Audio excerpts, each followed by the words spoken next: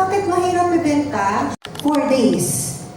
After ma-issue ang policy, client passed away due to stroke. 630,000 claim received by the family. Story in the comment section.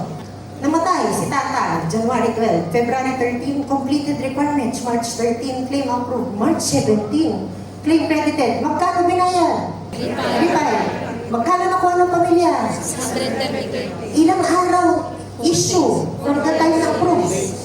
Magkano binayad? Ilang araw lang? 4 days. Magkano binigay sa family? 630. Hindi natin ha?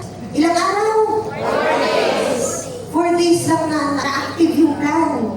Magkano binayad? 3 Magkano nakuha ng pamilya? 630. Bakit mahirap ibenta?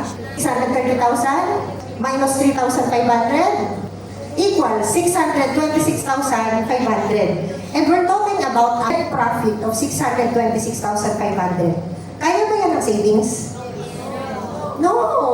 Naglagay ka ng 3,500, tapos kaya ng savings na kikita ng 626,000? Pero, huwag po natin isali ang mga scam. Doon po tayo sa mga totoo. Kaya hindi, walang may kaya.